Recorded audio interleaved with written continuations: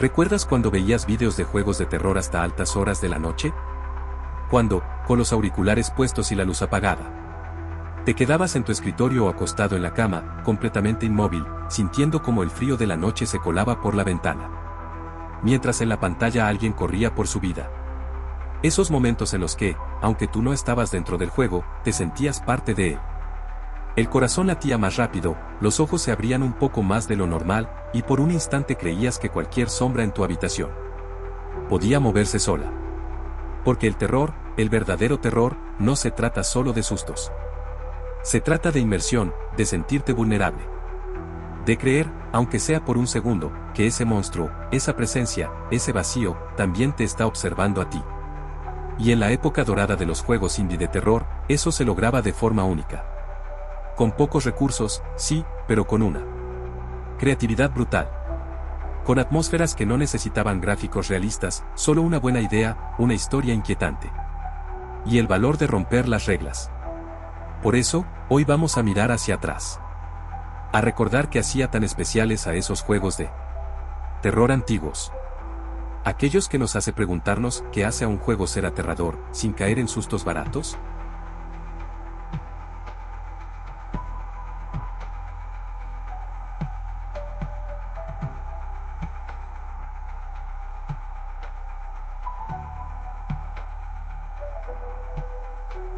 Un juego que tiene gráficos rudimentarios y un diseño que recuerda a los juegos Flash de la época. No se centra tanto en narrativa pese a que hay jumpscares, nos centraremos en su atmósfera inquietante.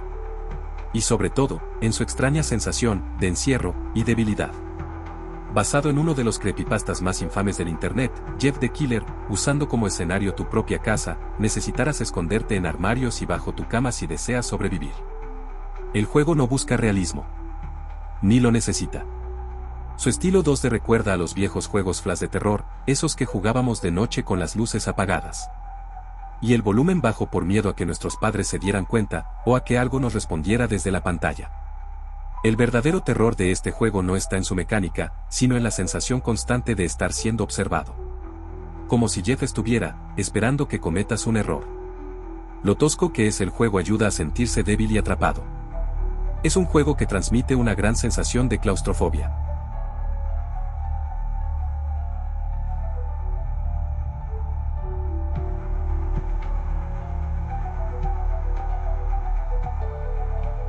Pocos lugares son tan naturalmente inquietantes como un bosque en la noche. En Dead Forest, también conocido como Sinrin no Irei, el bosque se convierte en una prisión sin salida. No estás solo. Algo te sigue. Algo que no corre. Pero siempre está más cerca de lo que crees. Inspirado por leyendas urbanas japonesas, el juego es un despliegue del terror atmosférico. Aquí no hay música heroica. Solo el crujido de las ramas, tu propia respiración agitada. Y esa figura femenina de ojos blancos que aparece cuando menos lo esperas. Juego de terror japonés en primera persona lanzado en 2014. El jugador explora un bosque oscuro y siniestro, mientras es perseguido por una criatura espectral, normalmente representada por una figura femenina con rostro distorsionado. Es conocido por su atmósfera cargada. Tiene varias entidades que te persiguen, lo que añade un fuerte sentimiento de agobio y soledad ante estas bestias y fue muy popular entre youtubers de juegos de terror. Tosquedad visual, menos detalle, más imaginación. Juegos como Dead Forest o Jeff the Killer 2D no te muestran todo. Sus gráficos simples, casi primitivos, dejan mucho a la interpretación. Y ahí está la clave, cuando el cerebro no tiene todos los datos, rellena el vacío con sus propios miedos. Una figura borrosa en un pasillo oscuro es más aterradora que un monstruo bien renderizado. Porque lo desconocido activa algo más antiguo, más visceral.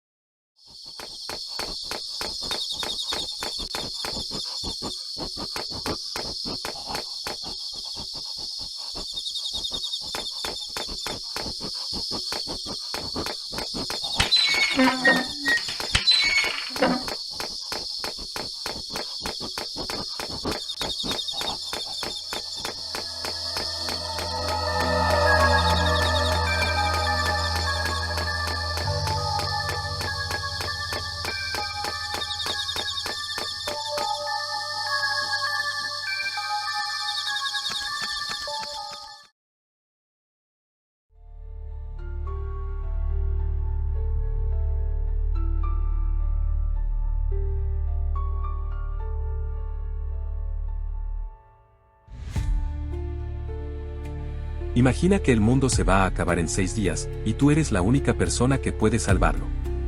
Las decisiones son permanentes. Tus errores también.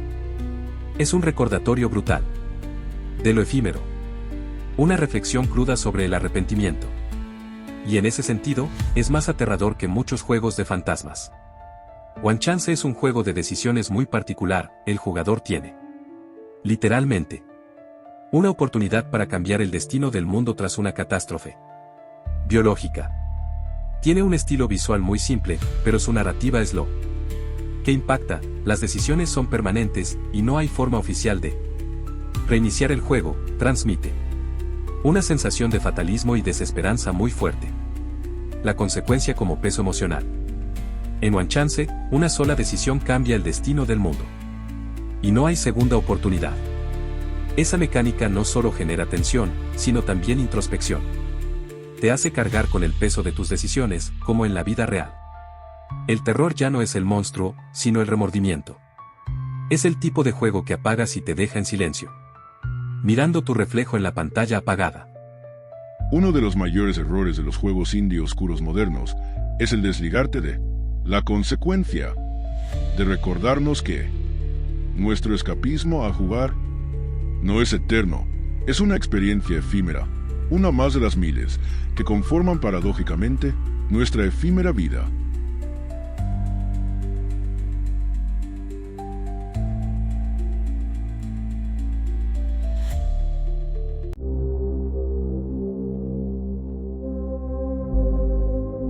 Este es uno de los más ricos en narrativa del grupo. Fran Bow es una aventura gráfica point and click con elementos psicológicos.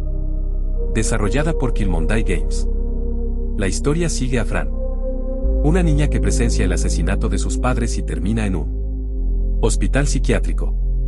A través de mecánicas de cambio de realidad y puzzles, el juego explora temas oscuros como el trauma, la locura y la pérdida, con un estilo artístico inquietante pero también encantador. Muy bien recibido por la crítica. Fran Bow no es solo un juego de terror. Es una historia desgarradora disfrazada de cuento oscuro. Fran es una niña que presencia el brutal asesinato de sus padres y es enviada a un hospital psiquiátrico. A partir de ahí, el juego te lleva por una espiral de realidades alternas, criaturas deformes y visiones alucinantes. Pero lo más poderoso no es el horror visual, sino el horror emocional. Ver el mundo desde los ojos de una niña traumatizada, que busca desesperadamente sentido en medio del caos, es una experiencia que deja huella. Por ejemplo, uno de los puzzles del juego te lleva a hablar con tu gato muerto en una dimensión alterna, mientras Fran pregunta si sus padres la odian por haber sobrevivido. No es miedo lo que sientes, es tristeza, impotencia, y un tipo de terror que no se va cuando apagas el juego.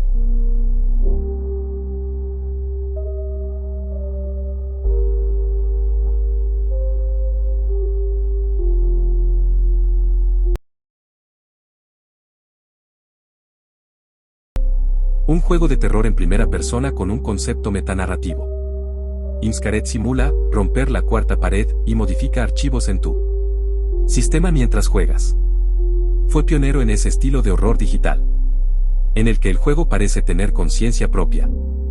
Los gráficos pixelados, inspirados en el estilo PS1, generan una atmósfera perturbadora. Es una carta de amor al terror más puro, el que te hace dudar de tu propia realidad. Con gráficos toscos que evocan la era de PS1, este juego en primera persona te enfrenta a un enemigo llamado Whiteface. Una entidad que no solo te persigue dentro del juego, sino también fuera de él. Y no es metáfora, el juego modifica archivos en tu computadora, deja mensajes en tu escritorio, y juega con la ilusión de que ha cobrado conciencia propia. Hay momentos en los que parece que te habla directamente a ti, rompiendo la cuarta pared con una frialdad escalofriante. Un ejemplo memorable es cuando el juego termina, solo para encontrarte con un archivo de texto nuevo en tu escritorio que dice, no has terminado. Estoy detrás de ti. No es un susto barato. Es una invasión. Y eso es lo que hace de Inscared una experiencia inolvidable. Romper la cuarta pared, el miedo sale del juego. Pocos juegos se atreven a romper la ilusión y decirte, sé que estás ahí. Pero Inscared lo hace sin dudar. Cuando un juego empieza a escribir archivos en tu escritorio, a comunicarse contigo fuera del entorno seguro del menú de opciones, algo se rompe. Ya no es el juego el que te asusta. Es la idea de que no hay barreras. De que la ficción puede tocarte. Ese tipo de terror no se olvida. Porque juega contigo, no con tu personaje. No son solo juegos para pasar el rato, son espejos oscuros donde vemos nuestras peores pesadillas, a veces con forma de monstruo, y otras veces, con nuestra propia cara.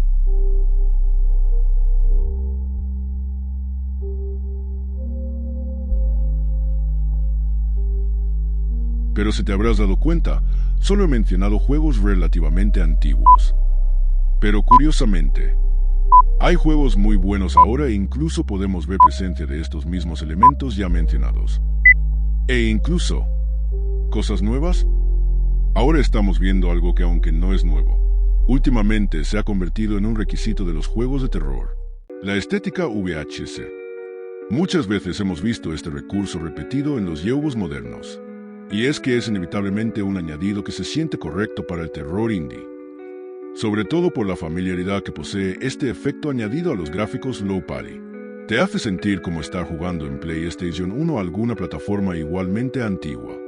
Y es que realmente, ¿hay algo más aterrador que la infancia corrompida?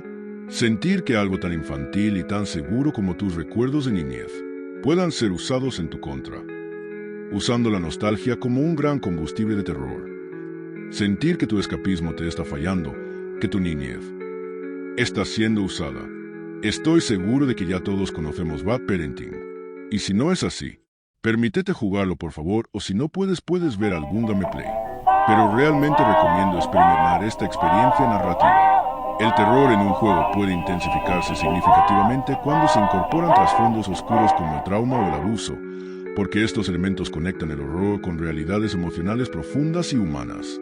En lugar de solo monstruos o sustos superficiales, el jugador se enfrenta a miedos psicológicos y a experiencias que resuenan con la vulnerabilidad, el dolor y la pérdida.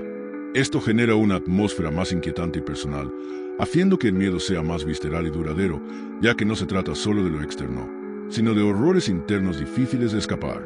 Con todos estos elementos presentados, espero que te haya gustado el video, te agradecería mucho si dejaras un like y algún comentario, ya sea contando tus anécdotas con estos juegos o mencionando otros juegos que realmente posean características distintas, o aún mejor, juegos que posean todo esto.